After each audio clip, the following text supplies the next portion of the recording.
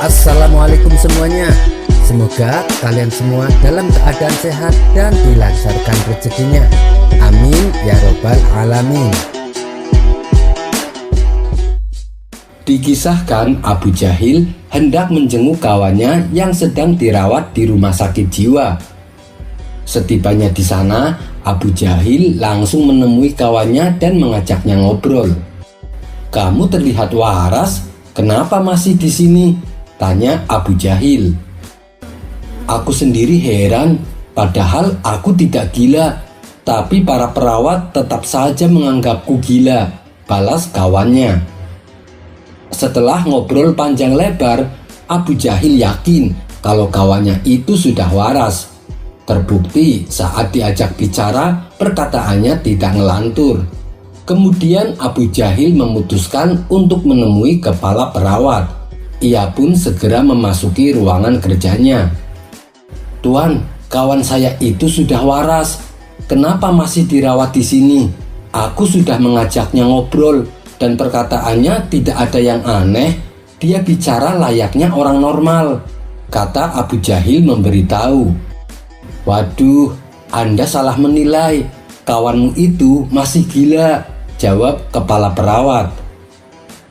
"Memangnya gimana caranya membedakan antara pasien yang masih gila atau yang sudah waras?" tanya Abu Jahil. "Oh, itu mudah. Caranya, mula-mula aku mengisi gentong besar dengan air hingga penuh. Lalu saya suruh pasien untuk menguras gentong tersebut hingga kosong. Alat bantunya saya hanya memberikan dua pilihan, yaitu gayung dan sendok. Terserah mereka mau pakai yang mana," kata kepala perawat. "Oh, gitu ya. Kalau saya sih sudah pasti pilih gayung supaya cepat selesai ngurasnya," balas Abu Jahil dengan penuh percaya diri. "Kalau orang waras pasti tidak akan memilih gayung," ujar kepala perawat. Mendengar hal itu, Abu Jahil pun merasa tersinggung. "Loh, kenapa? Justru dengan gayung pekerjaannya akan mudah selesai," tanya Abu Jahil. "Ternyata Anda juga orang gila ya. Kalau orang waras pasti akan mencabut penyumbat gentongnya," jelas kepala perawat. Akhirnya Abu Jahil pun malah ditangkap dan dirawat bersama kawannya itu. Kisah selanjutnya. Dikisahkan ada seorang lelaki tengah menunaikan ibadah haji di Mekah. Saat ia melaksanakan wukuf di Arafah, lelaki itu memegang 7 batu di tangannya. Kemudian ia berkata kepada 7 batu tersebut, "Wahai batu, bersaksilah tentangku di sisi Tuhan kita, bahwa sesungguhnya aku telah bersaksi tiada Tuhan selain Allah dan Nabi Muhammad adalah utusan Allah." Pada malam harinya, saat ia tertidur, ia mengalami mimpi yang sangat menakutkan. Dalam mimpinya seolah-olah hari kiamat telah ditegakkan. Dan saat ia dihisab, ternyata ia diputuskan masuk ke dalam neraka jahanam. Maka para malaikat Zabaniyah segera menyeretnya untuk dibawa ke neraka. Namun saat malaikat akan memasuki pintu neraka, tiba-tiba ada batu besar menjatuhkan dirinya dan menutupi pintu neraka. Para malaikat Zabaniyah pun berkumpul untuk mengangkatnya. Akan tetapi mereka tidak ada yang mampu. Kemudian orang itu digiring ke pintu neraka lainnya. Dan saat mereka akan memasukinya, pintu neraka tersebut tiba-tiba juga tertutup oleh batu besar. Begitu pula dengan pintu-pintu neraka lainnya, sehingga pintu neraka yang berjumlah 7 semuanya tertutup oleh batu besar. Karena kebingungan, akhirnya para malaikat tersebut menghadap Allah Subhanahu wa Ta'ala. "Ya Allah, ya Tuhan kami, Engkau mengetahui perkara hamba-Mu ini. Sesungguhnya kami tidak menemui jalan baginya ke neraka." Allah Subhanahu wa Ta'ala berfirman, "Wahai para malaikatku, sewaktu orang itu hidup di dunia, dia telah bersaksi pada batu-batu itu. Lalu batu-batu itu tidaklah menyia-nyiakan haknya. Maka bagaimana aku akan menyia-nyiakan hak orang itu, sedangkan aku maha menyaksikan atas kesaksiannya. Kemudian Allah perintahkan para malaikatnya untuk membawanya ke surga. Akan tetapi setelah sampai di depan pintu surga, tiba-tiba semua pintu-pintunya terkunci. Lalu datanglah kalimat syahadat yang pernah orang itu ucapkan. Maka terbukalah semua pintu-pintu surga dan orang itu pun masuk ke dalamnya. Kisah ini terdapat dalam kitab Al-Mawa'idul Usfuriyah karya Syekh Muhammad bin Abu Bakar. Wallahu a'lam bishawab. Kisah selanjutnya. Dikisahkan pada suatu hari Abu Nawas tampak bahagia sebab kebun sayuran miliknya kini mulai tumbuh dan berbuah. Dengan penuh semangat, ia pun berangkat untuk melihat perkembangan hasilnya. Dan karena saking bahagianya, ia pergi dengan mengenakan pakaian yang indah. Jarak yang ditempuh menuju kebun lumayan jauh dan melelahkan. Ketika ia melewati jalanan sepi, tiba-tiba muncul seorang pencuri dan hendak merampoknya. "Lepaskan semua pakaianmu," ancamnya sambil menantang. "Loh, kenapa kau menyuruhku melepaskan semua pakaianku?" jawab Abu Nawas heran. "Karena saya lebih berhak atas pakaian itu daripadamu," balas si pencuri. "Dari segi mana engkau lebih berhak?" tanya Abu Nawas. "Ya, karena saya adalah saudaramu dan sekarang saya tidak berpakaian, sementara kamu berpakaian," jawab si pencuri. "Wah, mohon maaf, tidak bisa," ujar Abu Nawas. "Tidak bisa? Aku hanya ingin memakainya sebentar, karena saya ingin sekali memakai baju yang kamu kenakan," tukas si pencuri. "Kamu mau menelanjangiku dan memamerkan auratku? Jangan bodoh," kata Abu Nawas. "Itu kan tidak masalah, karena Imam Maliki pernah berkata bahwa tidak masalah seorang laki-laki mandi dalam keadaan telanjang," balas si pencuri. "Lalu kalau ada orang lewat dan melihat auratku bagaimana?" tanya Abu Nawas. "Itu tidak mungkin terjadi karena jalanan ini sepi, tak ada satupun orang yang lewat di jalan ini," jawab si pencuri. "Kamu ini lucu. Baiklah, tolong biarkan aku pergi ke kebunku supaya aku bisa melepaskan pakaianku ini, kemudian memberikannya padamu," kata Abu Nawas. "Aku tidak percaya padamu dan aku tidak akan membiarkanmu pergi.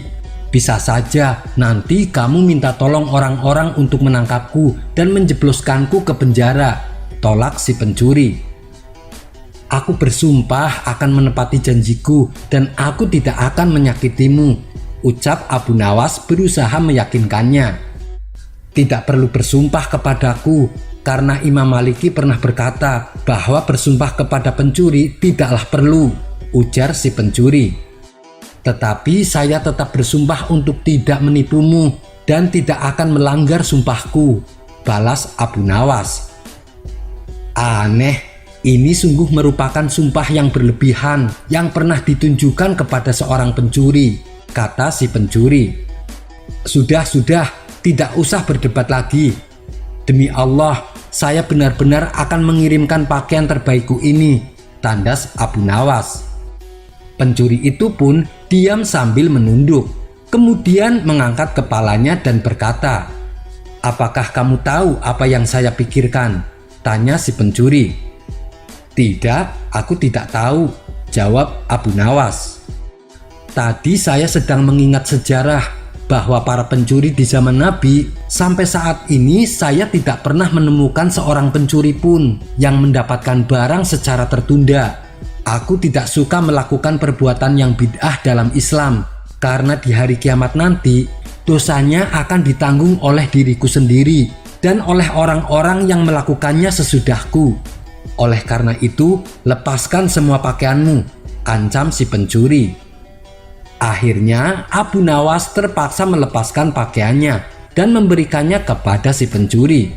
Kemudian si pencuri berlalu meninggalkannya. Kisah selanjutnya.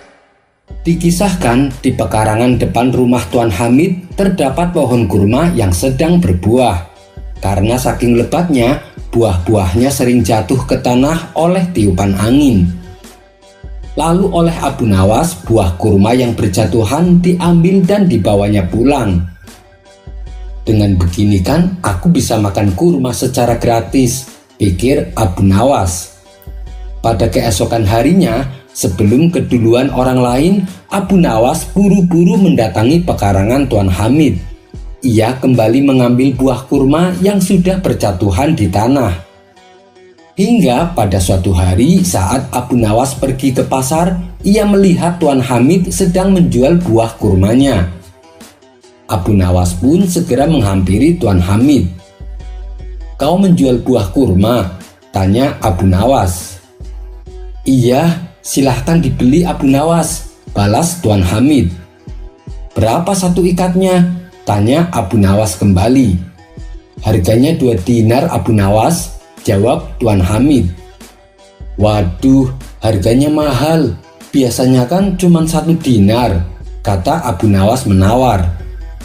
"Belum dapat Abu Nawas, karena kurma ini rasanya beda dengan yang lain. Kurma ini lebih manis dan legit," ujar Tuan Hamid. "Memangnya dari mana buah kurma ini?" tanya Abu Nawas. "Ya dari pohonku sendiri dong," jawab Tuan Hamid. Abu Nawas agak heran dan kembali bertanya, "Pohon yang mana?" "Itu loh pohon kurma yang ada di halaman depan rumahku," kata Tuan Hamid memberitahu. "Tapi apa kau yakin kurma yang kau jual ini bukan kurma palsu?" tanya Abu Nawas memastikan. Tuan Hamid pun bingung dengan pertanyaan Abu Nawas ini. "Kurma palsu? Bagaimana mungkin?" tanya Tuan Hamid keheranan. Dengan entengnya Abu Nawas menjawab, "Karena yang saya tahu, jika kurma ini berasal dari halaman depan rumahmu, maka pasti akan jatuh ke tanah sebelum sampai ke pasar." Tuan Hamid pun bertambah bingung dengan perkataan Abu Nawas ini. Sementara Abu Nawas terlihat tidak menampakkan ekspresi bersalahnya. Kisah selanjutnya. Dikisahkan sebelum sahabat Abu Bakar memeluk Islam, ia sering pergi ke negeri Sam untuk berdagang. Suatu malam saat ia sedang berada di negeri Sam, ia tertidur dan mengalami mimpi menakjubkan. Di dalam mimpinya itu, beliau melihat ada matahari dan bulan berada di pangkuan beliau. Lalu matahari dan bulan tersebut ia pegang dengan kedua tangannya dan memeluk keduanya ke dada beliau, lalu mengenakan selendang beliau pada keduanya. Ketika sahabat Abu Bakar terbangun, maka beliau pun pergi menemui seorang rahib untuk menanyakan padanya tentang ihwal mimpinya itu. Di hadapan sang rahib, Abu Bakar menceritakan mimpi yang dialami dan meminta takbir dari mimpinya itu. Sang rahib berkata, "Akan datang di zamanmu seorang dari Bani Hasyim, yaitu yang bernama Muhammad Al-Amin. Dia berasal dari kabilah Hasyim dan dia adalah nabi akhir zaman. Jikalau tidak ada dia, maka Allah tidak akan menciptakan langit dan bumi dan tidak akan menciptakan makhluk yang ada di dalamnya. Allah tidak akan menciptakan Nabi Adam dan Allah tidak akan menciptakan para nabi dan rasul. Dia adalah pemimpin para nabi dan para rasul dan penutup para nabi, dan kamu akan masuk pada agama Islamnya, menjadi penolong baginya dan menjadi khalifah sesudahnya. Ini adalah takbir mimpimu itu." Kemudian rahib itu kembali berkata, "Aku telah menemui kepribadian dan sifatnya di dalam kitab Taurat, di dalam kitab Injil, dan juga di dalam kitab Zabur. Sesungguhnya aku telah memeluk Islam padanya, tapi aku menyembunyikan keislamanku demi keselamatanku." Ketika sahabat Abu Bakar mendengar sifat Nabi, maka luluhlah hatinya dan rindu untuk mengunjunginya. Beliau lalu segera pulang ke Mekah dan mencarinya. Setelah berjumpa dengan Rasulullah, perasaan cinta kepadanya semakin besar, hingga tak tahan bila 1 jam pun tanpa melihatnya. Seiring berjalannya waktu, hubungan antara Abu Bakar dan Rasulullah terjalin semakin akrab. Namun saat itu Abu Bakar belum memeluk Islam.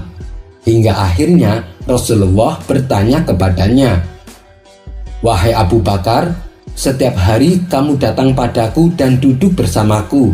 Mengapa kamu masih belum memeluk Islam?" Sahabat Abu Bakar pun menjawab, "Jikalau kamu adalah seorang nabi, maka pasti kamu mempunyai mukjizat." Rasulullah menjawab, "Apakah masih belum cukup mukjizat yang kau lihat saat bermimpi di kota Sam, di mana seorang rahib menakbiri mimpimu itu, dan dia menceritakan padamu tentang keislamannya?" Seketika Abu Bakar terkejut, dari mana Rasulullah tahu tentang rahasia yang ia pendam selama ini, dan rahasia tentang keislaman rahib tersebut. Disitulah akhirnya Abu Bakar percaya dan meyakini bahwa Rasulullah adalah benar-benar seorang nabi utusan Allah, dan ia pun langsung mengucapkan 2 kalimat syahadat sebagai syarat untuk memeluk agama Islam. Kisah ini terdapat dalam kitab Al-Mawa'idul Usfuriyah karya Syekh Muhammad bin Abu Bakar. Wallahu a'lam bishawab. Kisah selanjutnya, Nabi Sulaiman adalah seorang nabi yang mempunyai mukjizat bisa bicara dengan binatang. Di samping sebagai seorang nabi, dia juga seorang raja yang kaya raya dan menguasai seluruh dunia, baik dari kalangan jin maupun dari kalangan manusia.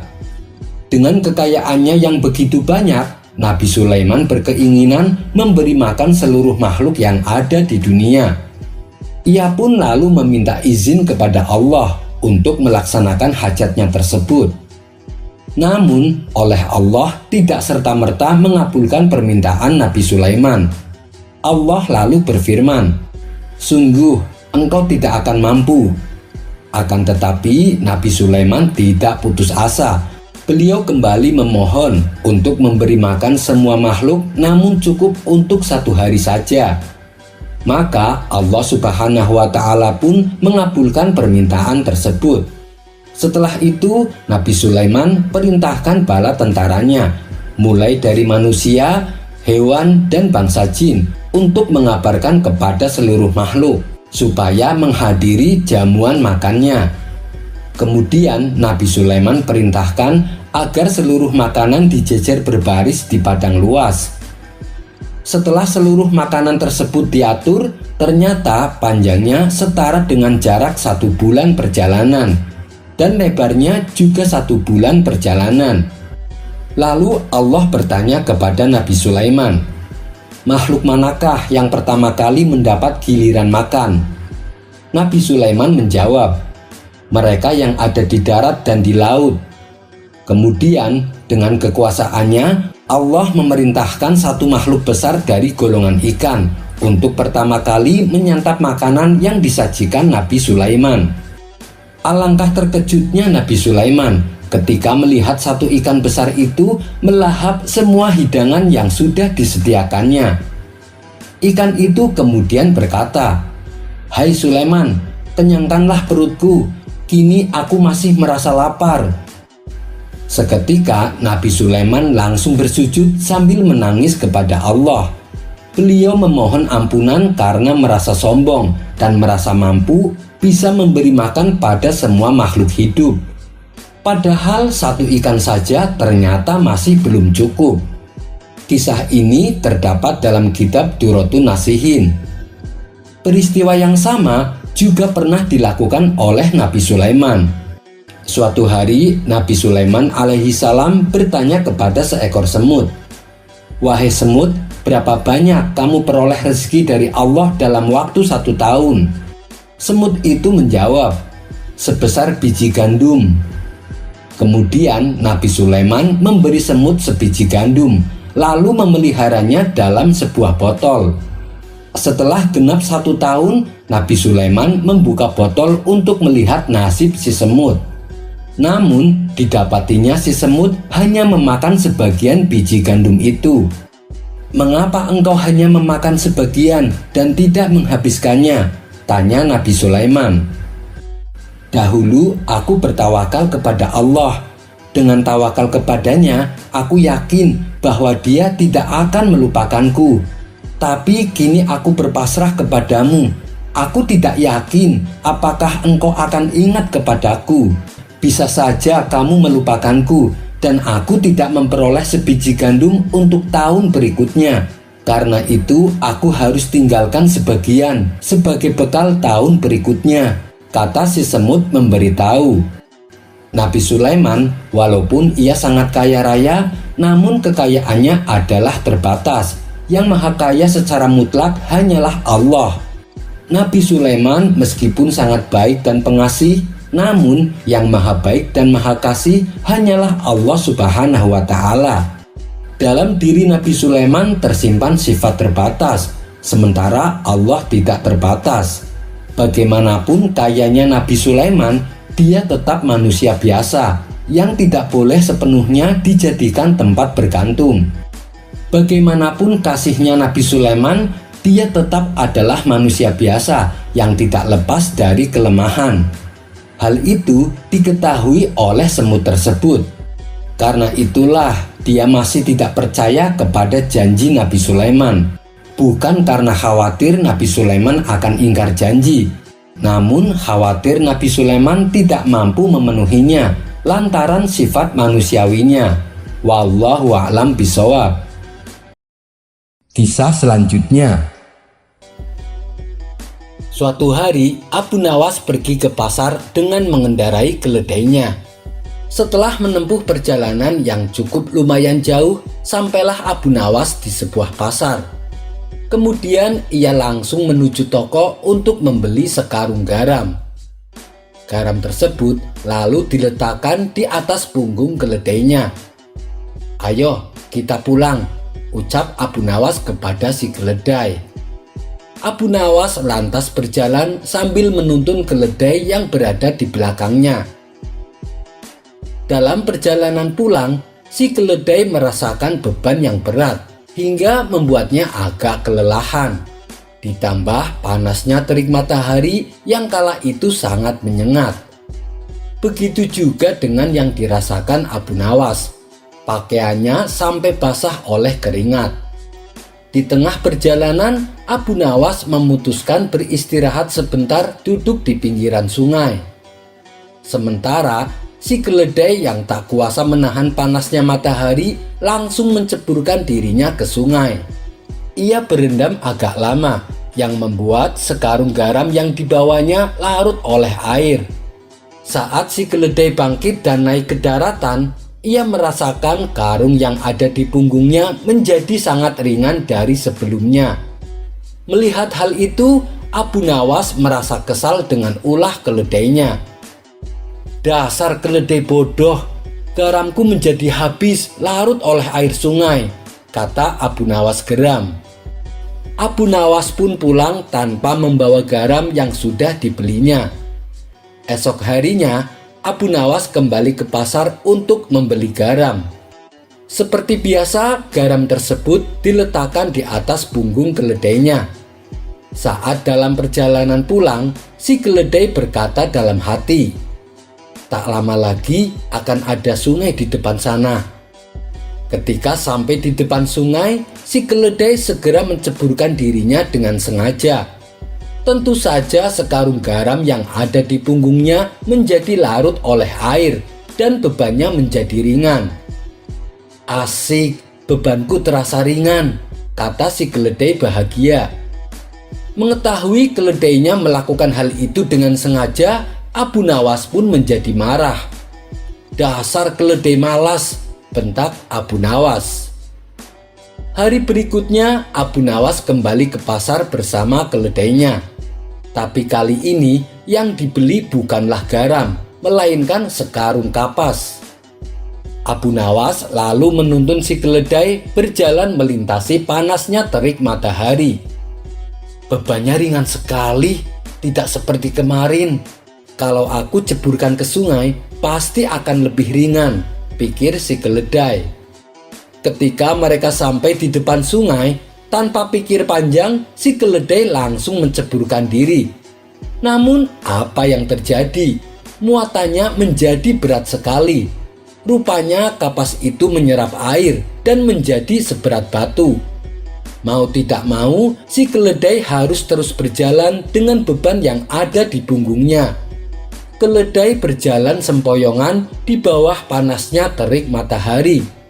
Sementara Abu Nawas yang berjalan di sampingnya tertawa sambil mengejeknya dalam hati. "Rasain kamu, dasar keledai malas." Keesokan harinya, Abu Nawas balik lagi ke pasar untuk membeli sekarung garam. Tapi kali ini si keledai tidak berani untuk menceburkan dirinya ke sungai. Ia khawatir bebannya justru akan menjadi lebih berat seperti yang dialaminya kemarin. Dan pada akhirnya Abu Nawas pun berhasil membawa sekarung garam ke rumahnya. Kisah selanjutnya. Dikisahkan seorang hakim untuk wilayah pusat kota telah wafat setelah mengidap penyakit kritis. Lalu Baginda Raja mengutus seorang hakim baru yang terkenal dengan sosok kejam dan bengis. Ketika hakim baru telah sampai di pusat kota, para saudagar, pemuka agama, dan para tokoh setempat mulai berdatangan ke istana. Mereka membawa hadiah yang akan dipersembahkan kepada Tuan Hakim sebagai bentuk loyalitas dan ucapan selamat. Tuan Hakim menanyakan sosok Abu Nawas yang sering ia dengar. "Mana Abu Nawas? Kenapa dia belum menghadap?" tanya Tuan Hakim. "Kami tidak tahu yang mulia. Nanti sepulang dari sini kami akan menemui Abu Nawas," jawab mereka. Setelah berpamitan pulang, mereka lalu mendatangi rumah Abu Nawas. "Wahai Abu Nawas, kamu dicari Tuan Hakim yang baru. Kamu disuruh ke istana secepatnya," kata mereka melaporkan. Abu Nawas pun bermaksud pergi menemui Tuan Hakim dengan membawa sebuah hadiah sederhana. Namun sial, ketika di tengah perjalanan, buah-buahan yang dia bawa bergelinding di atas nampan.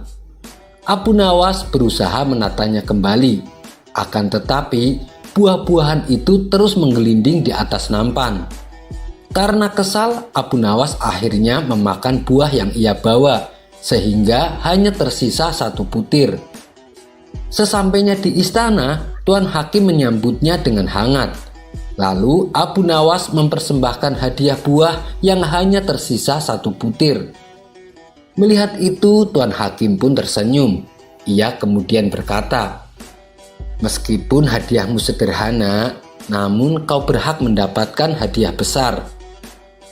Tuan Hakim kemudian menyuruh salah satu pengawalnya untuk memberikan hadiah 1 kantong uang kepada Abu Nawas.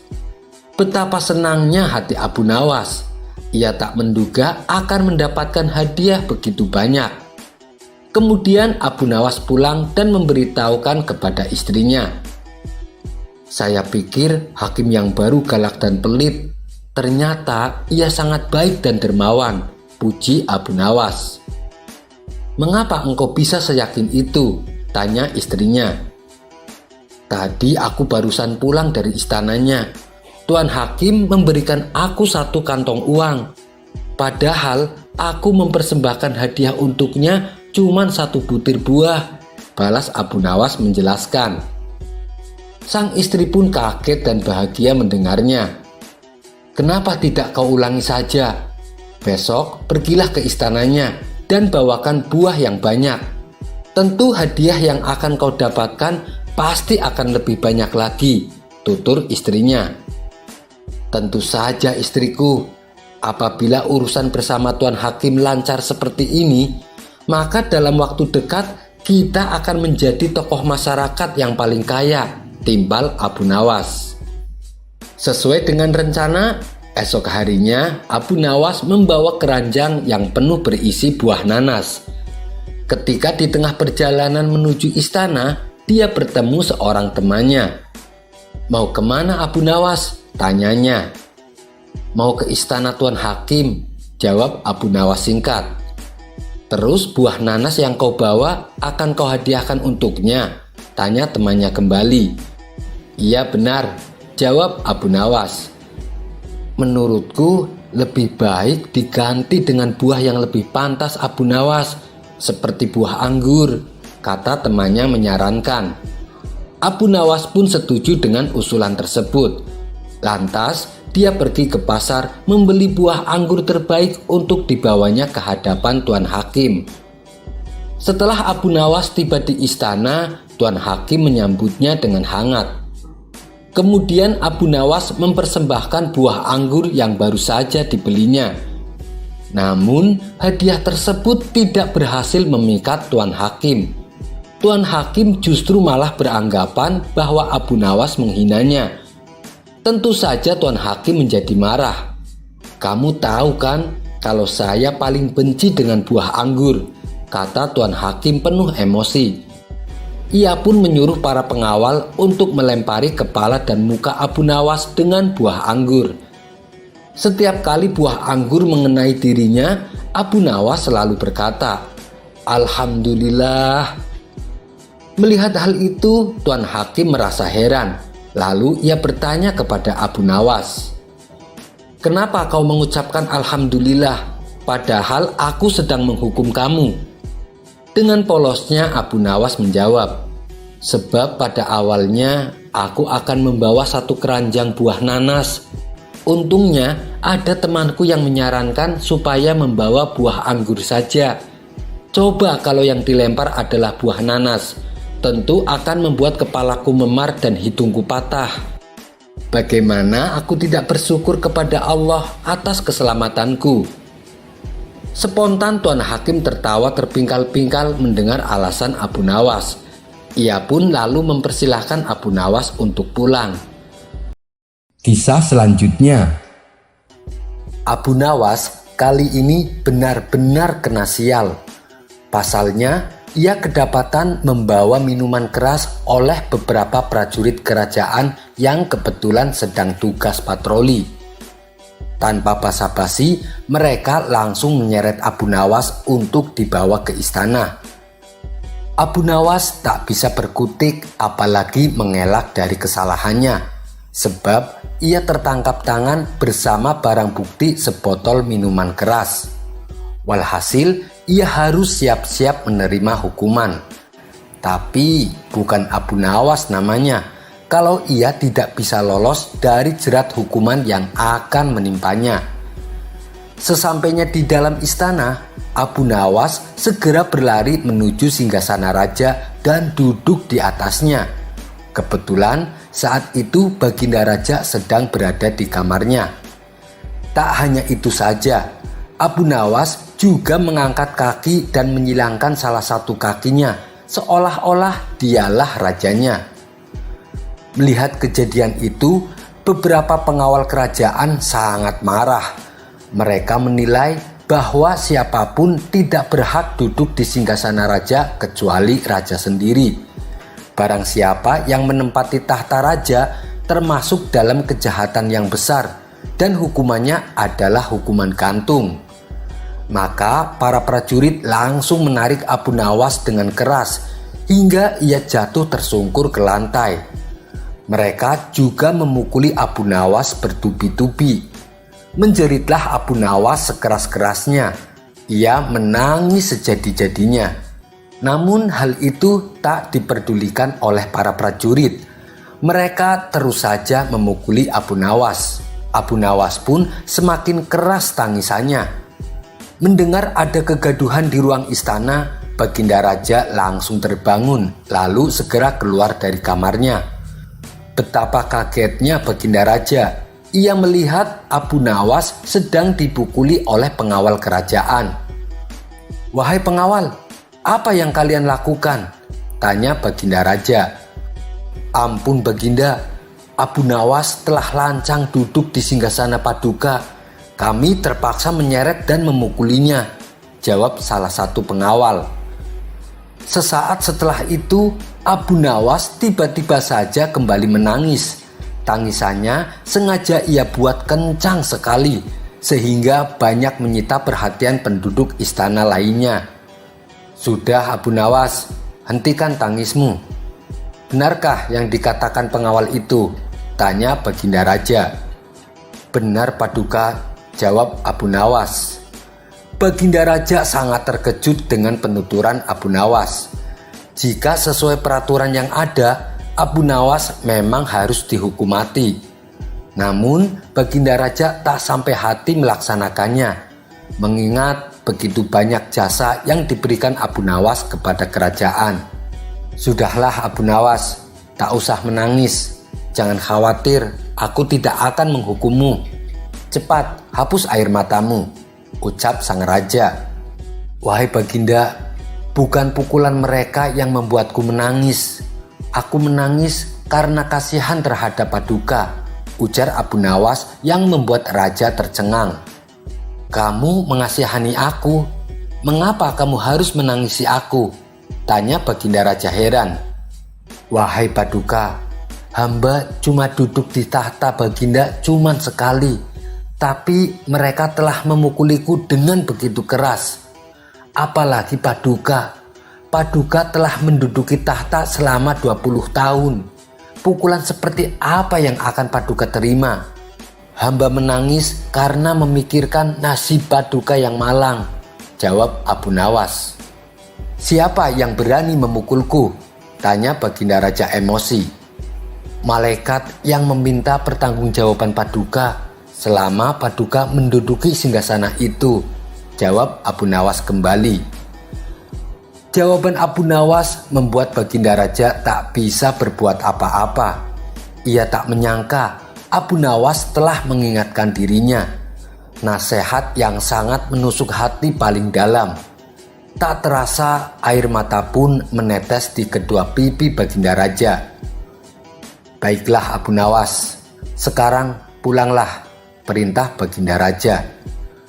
Terima kasih Paduka yang mulia, memang itulah yang saya kehendaki, balas Abu Nawas. Beberapa orang prajurit yang menangkap Abu Nawas berkata kepada Baginda Raja, tapi Paduka yang mulia, Abu Nawas kami seret kemari karena perbuatan jahat lainnya.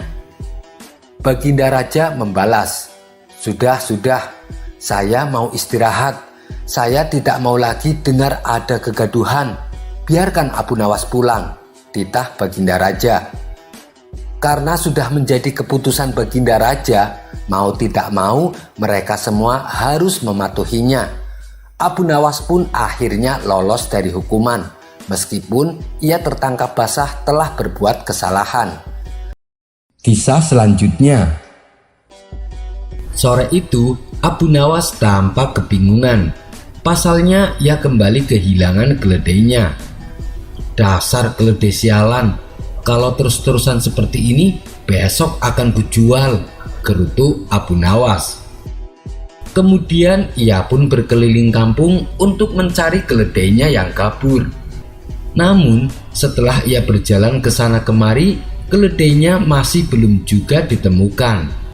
Karena sudah merasa capek, ia memutuskan istirahat sebentar di depan rumah salah satu warga.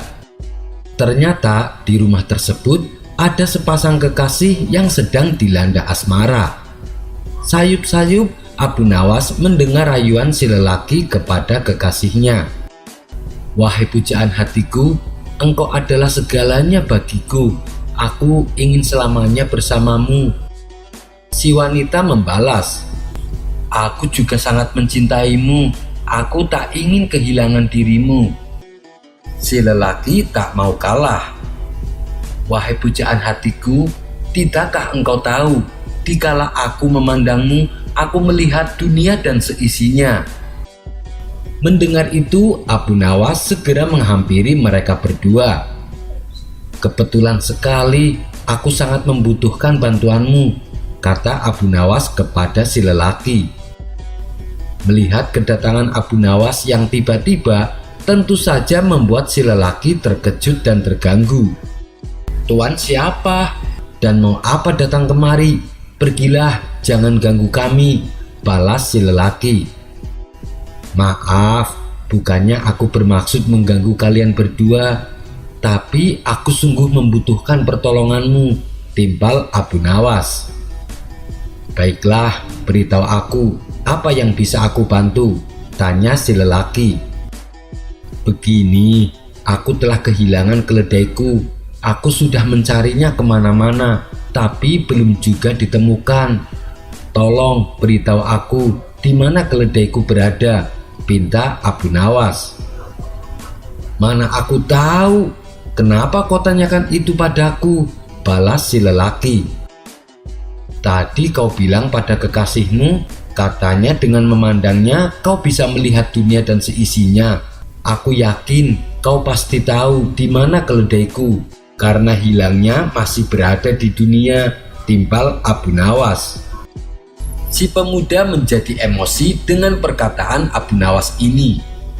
Ngapain juga kau mengurusi pembicaraanku? Urusi saja keledaimu yang hilang, bentak si lelaki. Jadi kau tidak tahu di mana keledaiku? Tanya Abu Nawas. Aku tidak tahu dan tidak mau tahu. Sekarang pergilah, jangan ganggu kami, jawab si pemuda. Masih muda tapi suka berbohong. Bagaimana nanti tuanya? Balas Abu Nawas. Wahai nona, jangan percaya sama ucapannya. Dia itu pembohong, kata Abu Nawas kepada si wanita. Spontan si lelaki bertambah emosi. Apa maksudmu? Siapa yang pembohong? Ucap si lelaki tidak terima. Kau bilang katanya bisa melihat dunia dan seisinya. Keledaiku saja kau tidak tahu. Bukankah itu namanya pembohong? Jelas Abu Nawas sambil ngeloyor pergi. Kisah selanjutnya. Seperti biasa, setiap minggu pagi, Baginda Raja Harun al-Rasyid selalu menyempatkan waktu untuk berburu ke hutan bersama dengan pengawal kerajaan. Namun pada pagi itu, belum juga Baginda berangkat ke hutan, datang seorang menteri kerajaan yang bernama Abu Jahil. Abu Jahil adalah seorang menteri yang baru saja beberapa hari dilantik. Abu Jahil ini iri dengan keberadaan Abu Nawas. Sudah berbagai macam cara dilakukan untuk menyingkirkan Abu Nawas dari istana, tapi dia tak pernah berhasil.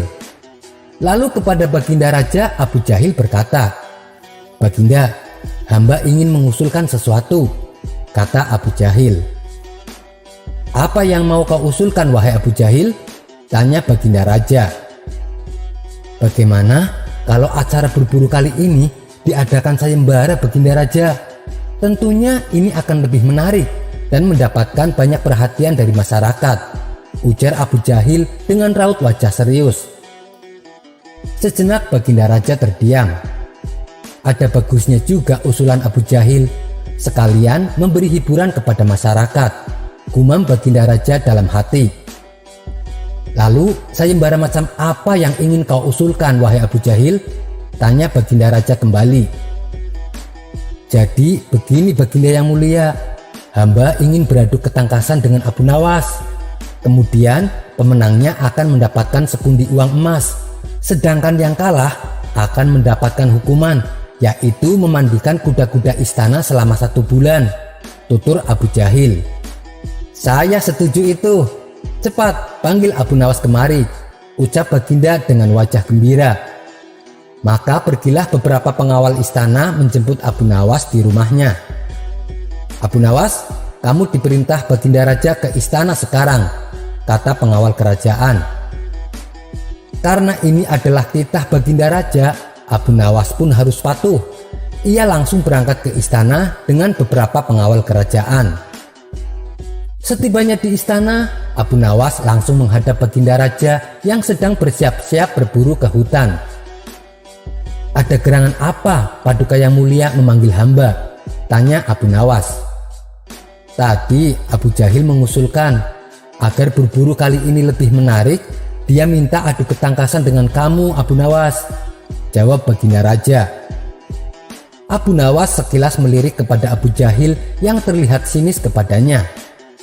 Ini pasti akal-akalan Abu Jahil untuk menyingkirkan dirinya dari istana, batin Abu Nawas. "Oh, tentu saya siap Baginda. Tapi kalau boleh tahu, adu ketangkasan yang bagaimana yang Paduka maksudkan?" tanya Abu Nawas. Belum juga Baginda Raja menjawab, Abu Jahil langsung menyela. "Dengar ya Abu Nawas, kamu dan aku akan lomba berburu. Siapa yang paling banyak mendapatkan hewan buruan, dialah pemenangnya dan akan mendapatkan hadiah sekantong emas. Dan yang kalah akan mendapatkan hukuman, yaitu memandikan kuda-kuda istana selama 1 bulan, tutur Abu Jahil dengan nada sinis. Abu Nawas sebenarnya malas meladeni Abu Jahil, tapi mengingat ini adalah titah baginda raja, mau tak mau Abu Nawas tak bisa menolaknya. Kurang ajar Abu Jahil, dia mencoba mempermalukan aku di depan baginda. Baru saja jadi menteri tapi sudah banyak tingkah, umpat Abu Nawas dalam hati. Memang soal berburu di hutan, Abu Jahil jagonya. Beda dengan Abu Nawas yang tak tahu apa-apa soal berburu. Tapi semua itu tak membuat Abu Nawas patah semangat, apalagi menyerah. Abu Nawas masih punya akal cerdik yang tak bisa dikalahkan. Waktu yang ditunggu-tunggu pun tiba. Baginda kemudian menggiring mereka ke tengah alun-alun istana. Raja dan seluruh rakyat sudah tidak sabar. Siapa yang akan menjadi pemenang dalam lomba berburu kali ini? Perlombaan pun dimulai dengan dibunyikannya trompet kerajaan. Karena tidak mau menyia-nyiakan waktu, Abu Jahil segera memacu kudanya secepat kilat menuju hutan belantara. Sebaliknya, Abu Nawas dengan santai menaiki kudanya sehingga para penonton menyoraki Abu Nawas. Disitulah Abu Jahil mulai berbuat curang. Dia mengerahkan anak buahnya yang sedari pagi menunggunya di hutan. Mereka ditugaskan untuk membantu Abu Jahil berburu. Tentu saja Abu Jahil mendapatkan banyak hewan buruan. Tak terasa hari sudah menjelang sore, yang artinya mereka sudah melakukan perburuan selama setengah hari. Tak berselang lama, Abu Jahil dengan kudanya muncul memasuki pintu gerbang istana. Ia pun mendapat sambutan meriah dan tepuk tangan dari rakyat yang menyaksikan aksi gemilangnya itu. Abu Jahil dengan senyum bangga memperlihatkan semua binatang buruannya itu di tengah gemuruh antusias penonton yang memadati lokasi. Setelah itu terdengar suara kaki kuda Abu Nawas. Semua penonton pun menertawakan dan meneriakinya karena Abu Nawas tak membawa satupun binatang buruan. Namun Abu Nawas terlihat tampak tidak gusar sama sekali. Ia malah tersenyum dan melambaikan tangan kepada penonton yang hadir. Baginda Raja kemudian memerintahkan kepada 2 orang pengawalnya untuk maju ke tengah lapangan dan menghitung jumlah binatang buruan yang didapatkan oleh Abu Jahil dan Abu Nawas. Di kesempatan pertama, 2 pengawal menghitung jumlah binatang hasil buruan dari Abu Jahil. Abu Jahil mendapatkan 35 ekor kelinci, ditambah 5 ekor rusa dan 2 ekor babi hutan, kata salah satu pengawal. Hahaha, sudah pasti akulah pemenangnya, karena Abu Nawas tak membawa seekor binatang pun, teriak Abu Jahil dengan bangganya. Mana hasil buruanmu Abu Nawas? Tanya pengawal. Abu Nawas lalu memberikan bambu kuning yang berisi ribuan semut merah. Di dalam bambu ini terdapat banyak semut merah. Silahkan kalian hitung sendiri, ucap Abu Nawas. Di dalam peraturan lomba, semua binatang boleh ditangkap, yang penting kan jumlahnya, sambung Abu Nawas. Baginda Raja yang melihat itu langsung tertawa. Kamu memang cerdik Abu Nawas. Pengawal, berapa jumlah semut yang didapat Abu Nawas? Tanya Baginda Raja. Jumlahnya sangat banyak Baginda, sepertinya mencapai ribuan. Kami tak sanggup menghitungnya, ujar pengawal. Karena hasil tersebut, Baginda Raja memutuskan bahwa Abu Nawas lah yang menjadi pemenangnya. Baginda Raja dan para penonton pun tertawa lebar melihat tingkah lucu Abu Nawas itu. Sementara Abu Jahil tak menyangka dengan kecerdikan Abu Nawas. Ia pun hanya tertunduk lemas dan tiba-tiba langsung jatuh pingsan. Kisah selanjutnya. Dikisahkan Baginda Raja sedang dirundung kesedihan. Itu dikarenakan kuda kesayangannya telah mati. Abu Nawas yang tak ingin melihat rajanya terus-menerus dalam kesedihan segera datang untuk menghiburnya. Akhirnya hanya dalam waktu beberapa hari saja Baginda Raja sudah kembali ceria. Terima kasih Abu Nawas atas hiburan yang kau berikan. Kau telah mengobatiku dari rasa sedih yang mendalam. Kali ini kau bukan hanya saya anggap sebagai rakyatku, tapi kau adalah sahabat terbaikku, ucap Baginda Raja. Seketika Abu Nawas tersipu malu mendengar pujian yang ditunjukkan kepadanya. Dan Abu Nawas pun tak mau kalah. Ia lalu berkata kepada rajanya, "Itu sudah menjadi kewajiban saya, Paduka, untuk membuat Paduka bahagia. Karena Paduka adalah bagian dari hidup saya. Tahukah engkau, wahai Paduka, nyawa Paduka lebih berharga daripada nyawa saya," tutur Abu Nawas. Baginda Raja pun tersenyum mendengarnya. "Wahai Abu Nawas, bagaimana kalau hari ini kita pergi ke hutan wisata? Di sana ada sungai yang airnya sangat jernih.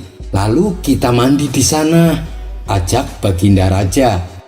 "Siap Paduka yang mulia, kemanapun Paduka pergi, saya akan setia menemani Paduka," sahut Abu Nawas. Maka keduanya pun meninggalkan istana dan berangkat menuju hutan wisata. Singkat cerita, setelah menempuh perjalanan yang cukup lama, sampailah mereka berdua di tempat tujuan. Mereka berdua kemudian mandi di sungai yang airnya sangat jernih dan bersih. Namun, saat mereka sedang asik berendam di sungai, tiba-tiba muncul seekor harimau menghampiri. "Bagaimana ini Abu Nawas? Apa yang harus kita lakukan?" tanya Baginda Raja panik. Abu Nawas yang juga ketakutan setengah mati terlihat kebingungan dan ikut panik. "Tenang Paduka, jangan membuat gerakan yang tiba-tiba. Saya punya sebuah ide supaya selamat," ucap Abu Nawas. "Apa rencanamu? Cepat katakan," tanya Baginda Raja semakin ketakutan. "Begini Paduka yang mulia, buatlah harimau itu agar fokus melihat ke arah Paduka," jawab Abu Nawas. Baginda Raja pun menuruti perkataan Abu Nawas. Ia membuat gerakan-gerakan kecil untuk memancing perhatian harimau tersebut. Di saat itulah perlahan-lahan Abu Nawas menjauh dari Baginda Raja dan kemudian lari terpirit-pirit. Abu Nawas pun akhirnya bisa selamat karena luput dari perhatian sang harimau. Sementara Baginda Raja begitu sangat ketakutan karena sang harimau terus saja mengawasi dirinya. "Sialan Abu Nawas, ternyata aku malah dijadikan umpan," geram Baginda Raja. Karena tak ada yang bisa dilakukan, kemudian Baginda Raja berulang kali berteriak minta tolong. Untunglah ada sekelompok orang yang berada tak jauh dari tempat itu. Mereka pun segera berlari mendekat dan berhasil mengusir harimau tersebut. Pada keesokan harinya, Baginda Raja perintahkan beberapa pengawal untuk menangkap Abu Nawas. Setelah Abu Nawas berada di hadapannya, dengan penuh emosi Baginda Raja berkata, "Kurang ajar kau Abu Nawas, kau hampir saja membuatku mati. Kemarin kau bilang nyawaku lebih berharga daripada nyawamu. Ternyata kau pembohong Abu Nawas," hardik Baginda Raja. "Tapi apa yang saya katakan itu memang benar Paduka," jawab Abu Nawas. "Benar apanya? Kau malah jadikan aku umpan kepada harimau itu supaya kau bisa selamat. Kau harus dihukum mati Abu Nawas karena telah berani mempermainkan rajamu," bentak Baginda Raja. "Bohong bagaimana Paduka? Yang saya katakan nyawa Paduka lebih berharga daripada nyawa saya. Bukan berarti aku rela mati demi Paduka. Begini saja Paduka, ketika Paduka dalam ancaman kematian, apakah Paduka akan memberikan yang paling berharga agar Paduka bisa selamat?" tanya Abu Nawas. "Tentu saja, bahkan seisi kerajaan rela aku berikan supaya aku selamat dari kematian," jawab Baginda Raja. "Nah, saat itu saya bisa saja mati diterkam harimau Paduka. Dan demi supaya saya bisa selamat dari kematian, Saya rela mengorbankan yang paling berharga dalam hidup saya, sesuatu yang lebih berharga dari nyawa saya, yaitu nyawa Paduka yang mulia, terang Abu Nawas. Mendengar hal itu, Baginda Raja hanya terdiam. Ternyata aku telah terkecoh dengan pujian Abu Nawas. Awas kau Abu Nawas, suatu saat aku pasti akan membalasnya, batin Baginda Raja. Berkat kecerdikan Abu Nawas, ia pun akhirnya dilepaskan kembali dan tidak jadi dihukum mati. Kisah selanjutnya. Suatu ketika, ada pemuda yang sedang mengalami masalah besar. Sudah berbulan-bulan, masalah ini tidak kunjung selesai. Si pemuda lalu curhat kepada kawan-kawannya. Ia berharap mendapatkan jalan keluar atas musibah yang menimpanya. Namun, tak satu pun masukan ataupun solusi dari temannya bisa membantu mengurai masalah yang menghimpit dirinya. Salah satu sahabat dekatnya menyarankan supaya minta nasihat kepada Abu Nawas. Esok harinya, si pemuda mendatangi rumah Abu Nawas. "Tuan, maukah Tuan membantuku? Saya mempunyai masalah besar yang sampai saat ini belum ada jalan keluarnya," tanya si pemuda kepada Abu Nawas. "Apa masalahmu? Coba ceritakan," sahut Abu Nawas. Si pemuda lalu menceritakan masalahnya. Berulang kali ia meneteskan air mata sambil sesenggukan di hadapan Abu Nawas. "Masalahmu begitu berat anak muda. Saran saya, perbanyak ibadah dan berdoa. Mintalah pertolongan kepada Allah. Dan sebagai bukti keseriusanmu, kau sebaiknya menyatakan sebuah nazar. Insya Allah, Allah akan membukakan jalan untukmu," tutur Abu Nawas. "Baiklah Tuan, saya akan bernazar. Bila masalah saya terpecahkan, saya akan menjual rumahku. Dan dari hasil penjualan tersebut, akan saya sedekahkan semuanya kepada fakir miskin," balas si pemuda. Hari demi hari berganti.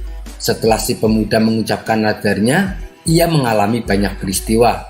Ia mendapatkan banyak saran-saran yang bisa membantunya menyusun sebuah tindakan dan solusi bagi permasalahannya. Akhirnya seiring berjalannya waktu, permasalahan yang dulu menghimpitnya kini telah sirna. Suatu malam, saat memasuki kamar sholatnya, ia melihat sebuah tasbih tergeletak di atas sajadah. Benda itu mengingatkannya pada malam yang pedih, di mana saat itu ia tenggelam dalam doa dan mengucapkan nazarnya. "Oh iya, aku harus melunasi nazarku. Kenapa aku begitu pelupa?" batin si pemuda. Sejak itu, ia ingin segera menunaikan nazarnya. Ia merasa itu sebuah janji kepada diri sendiri dan Tuhan yang harus ia penuhi. Ia tidak ingin mengkhianati janjinya sendiri. Ia tak mau menjadi orang yang munafik. Akan tetapi, ia punya masalah saat hendak menunaikan nazarnya. Ia merasa jika rumahnya ia jual dan uang hasil penjualan itu ia berikan seluruhnya kepada fakir miskin, alangkah sayangnya. Ia pun menyesal kenapa dulu terlalu bersemangat mengucapkan nazar. Seharusnya ia tidak bernazar menjual rumah. Seharusnya ia menazarkan barang lain yang lebih kecil harganya. Akan tetapi ia sudah kadung bernazar. Si pemuda berusaha memutar otak agar bisa mengurangi kerugian akibat nazarnya yang tak mungkin ditariknya kembali.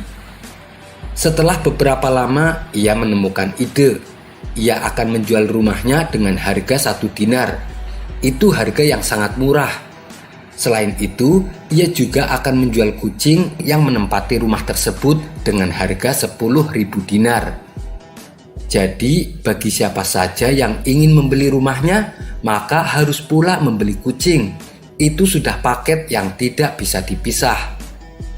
Tak lama setelah penjualan itu diumumkan, datanglah seorang pembeli yang tanpa menawar membeli paket jual tersebut.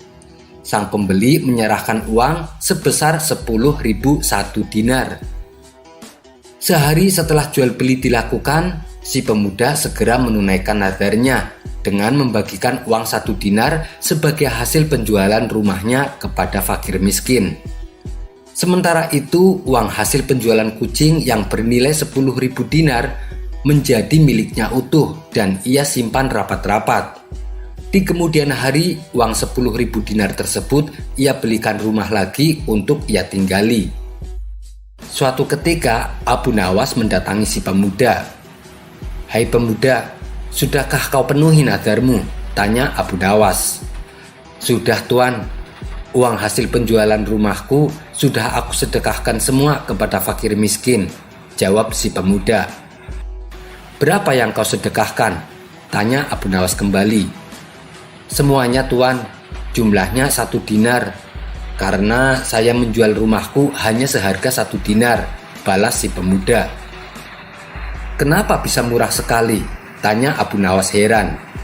"Saya menjual sepaket dengan kucing yang mendiami rumah tersebut. Harga kucingnya adalah 1.000 dinar. Sedangkan uang hasil penjualan kucing saya gunakan untuk membeli rumah lagi," kata si pemuda menjelaskan. Mendengar itu, Abu Nawas hanya geleng-geleng kepala dan segera pergi meninggalkan si pemuda. Sekian dulu perjumpaan kita kali ini. Sampai bertemu lagi di kisah selanjutnya. Terima kasih yang sudah subscribe dan setia menonton channel ini. Wassalamualaikum warahmatullahi wabarakatuh.